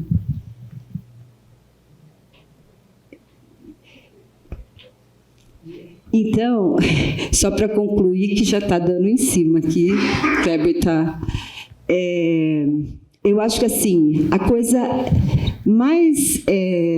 eu acho que, assim, a coisa que mais me chamou a atenção para essa abordagem é o aspecto de incluir o espiritual dentro, né? Porque quando no finalzinho da fala do Kleber, ele me remeteu para esse pensamento. Por quê? Né? A gente não dá conta, né? Todas as teorias possíveis não dá conta, né, de todo um processo de sofrimento. E por que não esse lado nosso espiritual, que tem a ver com a nossa evolução, o que eu estou fazendo aqui? Qual a minha missão nesse mundo? Né? Não ser incorporado dentro de um contexto, de um processo terapêutico. Né? Então, minha contribuição por hoje é só. Muito bom.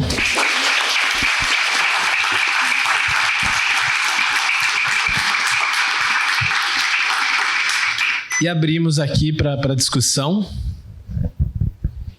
Tem microfone, se alguém quiser falar, você não dá para ouvir também, viu, gente?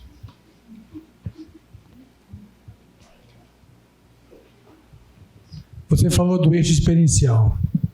E o eixo evolutivo da transpessoal? O eixo evolutivo é uma soma das nossas vivências e experiências que nos aproxima, né, do lado mais sutil e subjetivo, do nosso lado mais superior, né? E você evolui com cada morte e cada renascimento.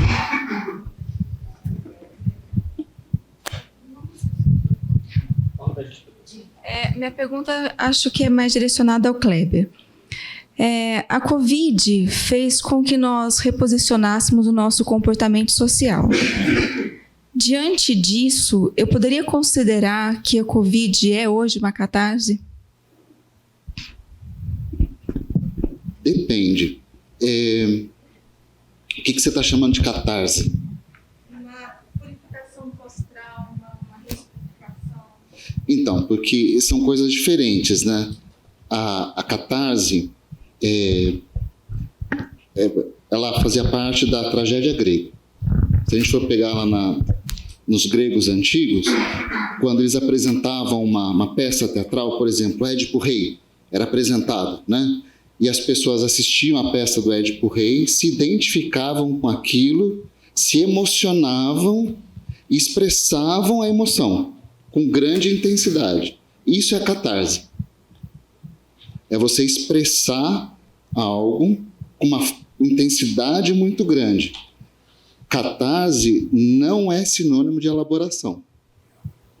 Toda vez que você vai num cinema, você assiste um filme que mexe muito com você, você pode se emocionar pra caramba, e isso não quer dizer que aquele problema que fez com que você se emocionasse resolveu por você ter aquela manifestação.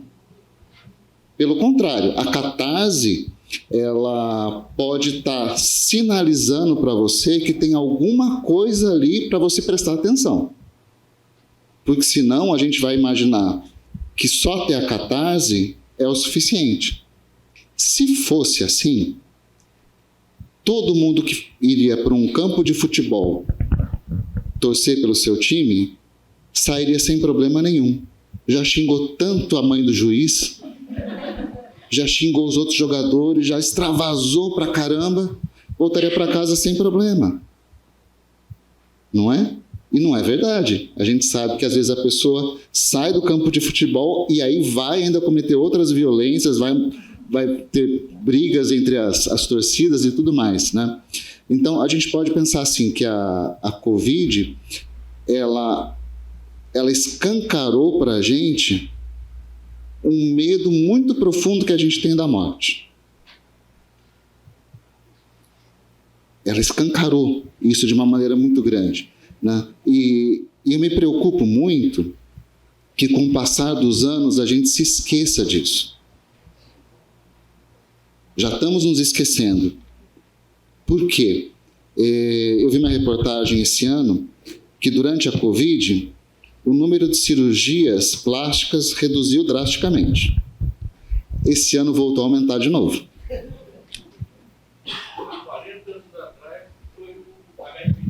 Então, foi HIV há 40 anos atrás. E a gente se esqueceu depois. Voltamos a uma coisa muito mais tecnicista. Fale só por você, viu? Se não. Né? Então, eu acho que a gente tem que tomar esse cuidado, né? Não podemos nos esquecer do que a gente viveu, né?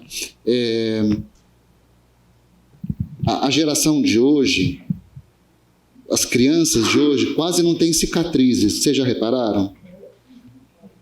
Quem aqui que é mais velho não tirou a tampa do dedão do pé jogando futebol, não ralou os joelhos e tudo mais? As cicatrizes fazem parte da nossa existência, elas também vão dizer quem nós somos, né? Quando a gente se esquece na nossa história de vida que a gente participou da Covid, esconde essa cicatriz, a gente está deixando uma riqueza enorme de lado, né? Um trauma nunca vai deixar de ser trauma. Que isso fique bem posto para todo mundo. Nós nunca vamos superar completamente um trauma, ok? Quando a gente sabe que um trauma está melhor resolvido na nossa vida, quando você fala dele e você sente pouca ou quase nada de dor, de sofrimento. Esse é o indicativo que você conseguiu superar aquilo. Com relação à Covid, quando a gente lembrar dela claramente de tudo que aconteceu, das pessoas que nós perdemos, mas isso ficar menos dolorido, mas a gente tirar um aprendizado disso, a gente pode dizer que a gente superou. Eu acho que, enquanto humanidade, a gente ainda não superou. A doutora Lúcia. Bom, boa noite a vocês, parabéns Elias, parabéns a cada um da mesa, é realmente muito bom ouvi-los e aprendendo, tá? Eu vou falar um pouquinho, eu gosto de falar, viu, Elias? Eu não gosto, mas você bem sucinta. O que eu penso de tudo que vocês falaram, eu acho que tem sempre um dedo de verdade em tudo isso. Porém, eu acho assim, olha, a pandemia, aos meus olhos, ela veio, tá?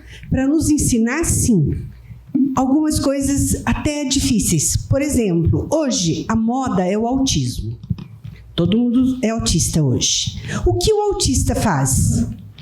O autista se isola, ele e o celular dele, ele não quer beijo, abraço, ele não quer nada. O que a pandemia mostrou para nós? Que nós poderíamos viver sozinhos, isolados. Não preciso mais ir no meu irmão, na minha mãe, a gente só fala pelo celular, tá? Então, ensinamento espiritual e orgânico. O que eu acho? Nós usamos muito pouco o espiritual, não sabemos nada do espiritual. Ensinamento. Eu acho que não veio à toa a pandemia. Esse vírus aí é concreto, real. Porém, o ensinamento dele, quem sabe o que ele faz realmente? Ninguém. E ele faz transtornos orgânicos, sim. Eu tive 2 vezes Covid. E ele nos deixa algo orgânico. Esse orgânico não pode levar a essa ansiedade, ser consequência, né? Eu achei interessante ele falar da angústia e ansiedade, porque eu sempre vi a ansiedade como pode ser uma coisa boa, como o Carlos Eduardo falou, ele esperar a namorada e estar ansioso. É uma coisa gostosa. E a angústia, para mim, eu vejo como uma tristeza. Angústia, eu tô tão ansiosa que agora eu estou angustiada. É dor, lembra a dor. A minha análise. Mas, olha, eu queria falar um pouquinho disso e que a gente pensasse nesse mundo novo, gente, online, tá? Hoje está tão divulgado e todo mundo soube do vírus porque o mundo inteiro trabalhou para descobrir alguma coisa do vírus. Coisa que lá nas outras pestes que acontecia, até chegar a notícia num lugar. Então, é mundo novo. Eu acho, mutações cromossômicas. Eu vejo isso nesse mundo novo. Aí veio esta Covid para nos ensinar que é por aí. Gente, ele não é doente. Esse é o modelo novo de ser humano. Darwin. Mutação. Só que estou fazendo essas para a gente pensar nisso. Mas parabéns, eu fiquei com vontade de ir em todos, tá? Então, mais um abraço, obrigada. Eu gostaria de aproveitar as suas palavras e colocar uma coisa que é importante que a gente tem que estar olhando, né? A história da humanidade, ela passa por N trajetórias, né?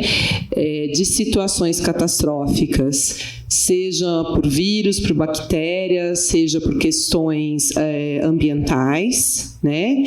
E também por mudanças de pensamentos que são marcantes na trajetória da evolução humana, né? Quando o Kleber comenta do Édipo, né, da tragédia grega, a gente está falando de uma época em que o pensamento que dá base para a metafísica ocidental era um pensamento embasado em mitos. Aí vem os filósofos que começam a questionar a natureza, a existência, a origem da natureza.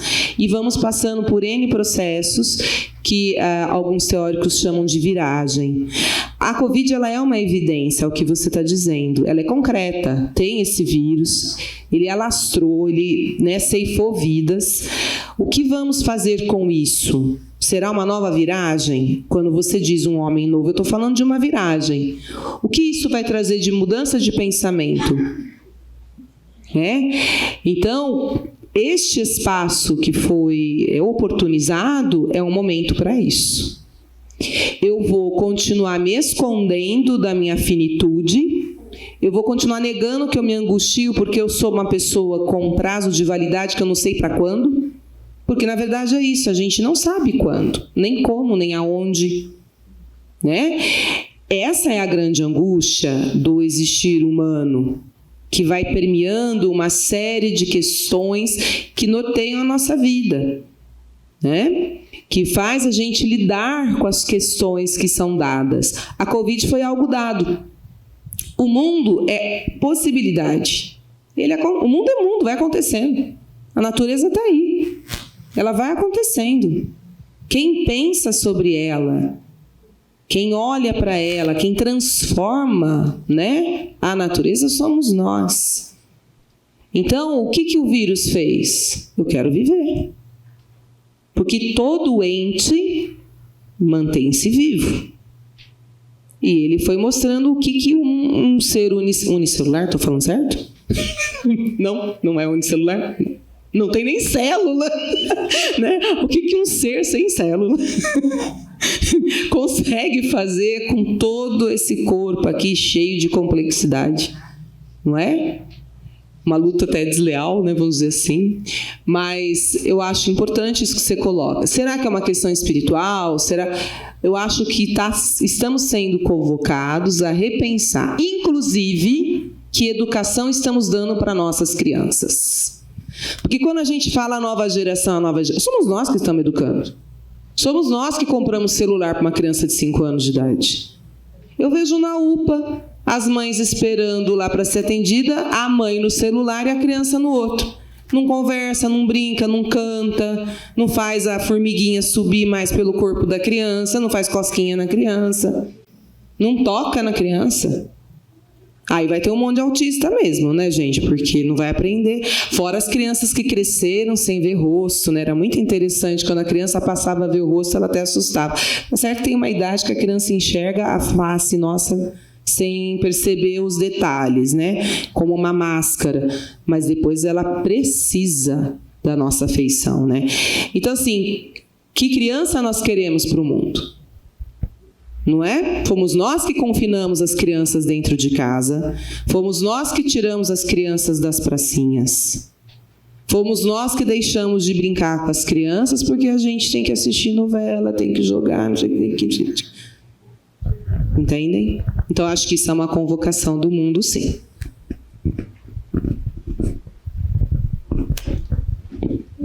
Posso falar? Acho que tem que ligar aqui. Tá ligado. Boa noite, meu nome é Maria Elizabeth, eu sou psicóloga.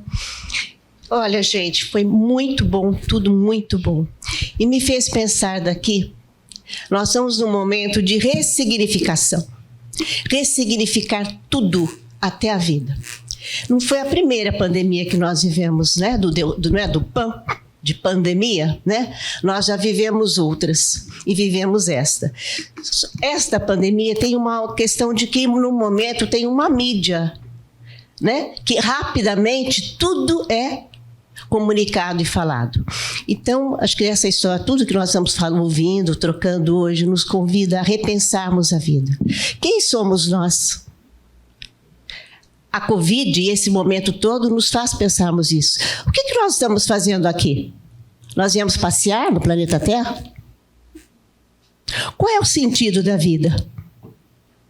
Quando nós nos damos conta da nossa finitude, também nos fazemos uma pergunta: como é que eu tenho vivido? E, gente, quando a gente vai olhando para como nós temos vivido, estávamos vivendo até agora, é interessante, parece que até nós estávamos precisando dessa pandemia, para nós pararmos, olharmos e revermos como é que a gente vem vivendo, né? Porque realmente, gente, as crianças, quando falaram das crianças, né? Será que hoje trocar, abraçar, beijar, conversar, brincar, uma família que se reúne, mas que se reúne de verdade, que está junto de verdade, pessoas que se olham nos olhos. A gente se olha nos olhos? Nós nos olhamos nos olhos? E tem muita coisa que nós estamos precisando buscar um novo sentido, porque, sem dúvida nenhuma, gente, nós somos seres espirituais. Temos uma missão, eu acredito nisso. Cada um de nós está aqui por uma razão. E essa Covid, como outros momentos da nossa vida, nos fez parar para repensarmos tudo isso. Para a gente chegar aqui nesse auditório, nós subimos degraus, não é? A nossa vida é assim, são degraus. A humanidade vem caminhando e subindo os degraus. Degraus nas diversas áreas, da educação, da saúde, em todos os aspectos. Nós temos sempre que subir degraus para ampliarmos a nossa consciência, que é a nossa sabedoria. Então, eu espero que nós todos saiamos daqui mais sábios um pouquinho, mais reflexivos, mais atentos, e que possamos refazer valores. E vamos vendo que família ainda é um imenso valor, que abraçar e estar com as pessoas que amamos é fundamental. Então, acho que é isso. Parece até que tem que agradecer. Ele fala, gente, será que eu vou agradecer para a Covid? Né? Será isso? Né? É como se ela dissesse para nós, acorda, acordem, olhem, ressignifiquem, revejam tudo na vida de vocês. É isso, gente.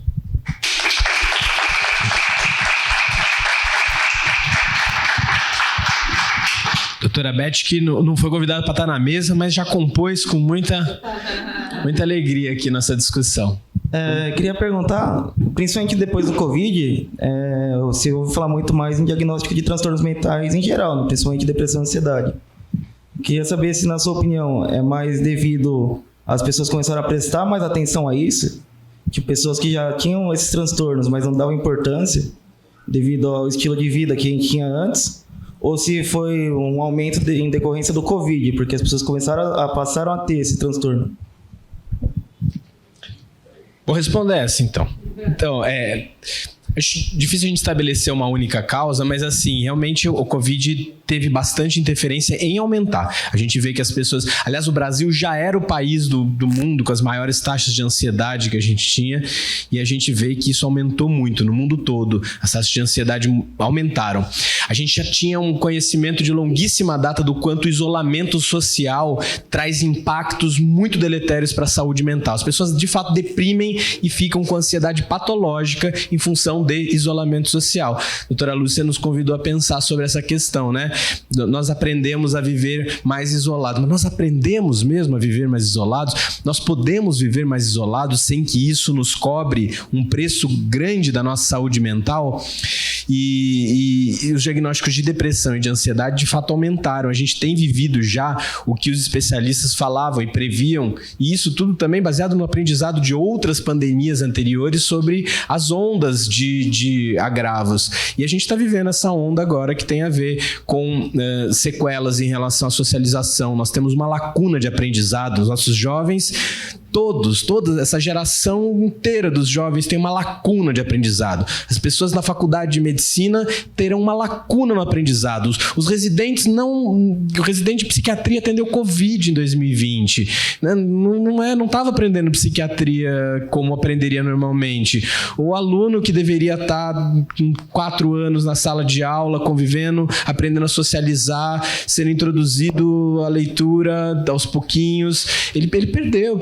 Foi uma lacuna do aprendizado, foi uma lacuna do desenvolvimento social, desenvolvimento em vários aspectos. Então, a gente tem que entender que sim, houve sequelas para a humanidade em relação a esse pós-pandemia, né?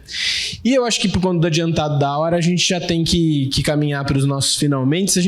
Eu selecionei aqui alguns livros, esse do A Coragem de Ser Imperfeito, que trata bastante sobre a nossa forma de fazer enfrentamentos, lidar inclusive com ansiedade. Embaixo, Atenção Plena, que é um mindfulness, uma estratégia de meditação, uma estratégia que tem encontrado muita validação científica e que tem a ver com a gente, enfim, olhar para dentro, fazer vivências do momento e conseguir melhorar várias coisas em relação à nossa saúde. Sobre a Morte e o Morrer, da Elizabeth Ross, Freud, o Luto e Melancolia. E esse livro do Walter Ugumãe, que é A Máquina de Fazer Espanhóis. Eu aprendi com esse livro um pouco sobre luto e me convidei a colocar, enquanto vocês falavam, me lembrei de algumas coisas, né? Uma das coisas que ele ensina nesse livro sobre luto é como o luto passa de uma coisa, num primeiro momento, muito dolorosa, uma saudade doída, uma saudade entristecida, para no segundo momento se transformar numa saudade honrosa, numa saudade agradecida que a gente tem por aquele que partiu, por a gente ter tido a oportunidade de conviver com essa pessoa. E o último é o livro da Ana Cláudia Quintana, uma oncologista lá de São Paulo, que fala sobre a morte é um dia que vale a pena viver. Ela fala sobre esse trabalho de longa data que ela tem com pacientes oncológicos e que lidam com a morte de uma maneira muito próxima. Ela vive isso e conta pra gente como viver a vida diante disso. Eu posso dar mais uma sugestão? Por favor. Tem um outro livro também, gente, que chama O Médico, do Rubem Alves. Não é só para os médicos, tá? Mas os médicos também podem ver esse livro, que é muito interessante, e tem um capítulo que ele fala especificamente sobre a morte. Ele diz assim, ele fala que a morte, ela tem que ser recebida na nossa vida pela porta da sala. Se nós não a recebemos pela porta da sala, ela entra pela janela da cozinha e bagunça a casa inteira. E que a morte nunca fala dela mesma, ela sempre aponta para a vida. É o que a gente estava falando aqui. Então, a morte não pode ficar só nela mesma, ela tem que fazer a gente pensar no que a gente está fazendo da nossa vida mesmo, né? Então, é um livro que eu recomendo também, é bem legal, Rubem Alves. Esse livro é o que traz a melhor definição da missão de médico. Fantástico, fantástico. Eu queria ouvir a Mariana. Eu queria fazer um comentário até que rápido, não é o tema do que a gente está aqui, mas foi mencionado já 2 vezes sobre autismo, e acho que eu, como autista, gostaria muito de comentar. O autista não gosta de viver do próprio mundo, a gente não gosta de estar sempre no celular, a gente tem uma grande dificuldade de comunicação com quem não é, com quem não tem essa neurodiversidade. E eu acho que um aprendizado muito interessante que vocês deviam pensar na Covid é que vocês se sentiram isolados porque vocês não podiam se comunicar com as pessoas do jeito que vocês estavam acostumados, que era com beijos e abraços e pessoalmente. E o autista sente isso o tempo todo, tá? A gente gostaria muito de ter interações sociais, mas a gente interage de um jeito muito diferente de vocês. Muitas vezes somos muito mal entendidos em relação a isso. Então, eu acho que também é uma coisa para se pensar, porque o autista passa esse isolamento social com ou sem pandemia o tempo todo. E acho até que é um convite para a gente pensar...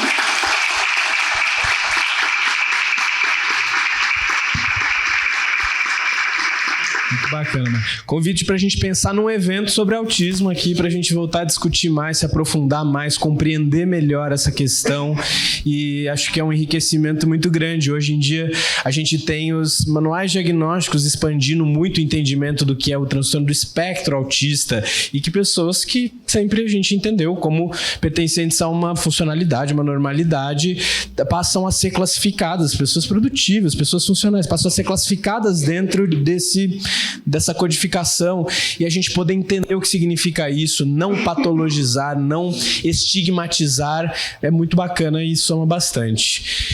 Certo? E também vou deixar aqui o convite para vocês, gente. O Save the Date vai registrando aí na agenda de vocês, dia 24/11, 24 de novembro, no Clube Mogiano.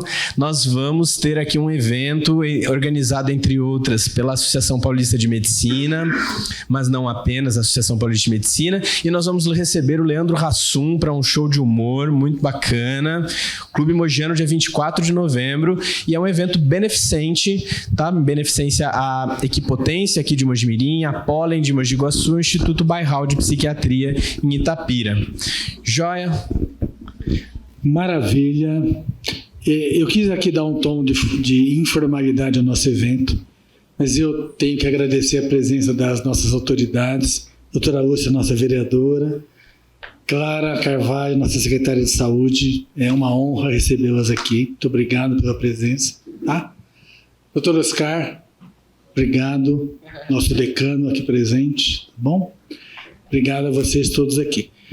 A gente continua com a Semana da Saúde amanhã. Nós vamos falar, envelhecimento saudável é o tema. As pessoas que virão são fenomenais. Teremos um médico, Dr. Oscar, teremos uma nutricionista. Faz assim, Kátia. E a Eliana. Isso. Relembrando, a gente já falou no começo, o QR Code está aí para vocês obterem o certificado, tá bom? Fiquem à vontade, façam bom uso. Eu adoro vocês sabem disso, né? Vocês foram escolhidos do meu coração mais do que tudo, tá? Vocês 5 aqui fazem parte da minha trajetória de vida e aprendizado, e eu estou extremamente feliz de tê-los tido aqui na nossa nosso evento aqui da PM. E vocês são a razão da gente aqui. Tá? Obrigado por terem vindo. Eu espero que vocês tenham chance de voltar amanhã e voltar depois. E que seja muito bacana. E acho que foi bacana pra caramba. Viu? Obrigado por todo mundo. Muito bom.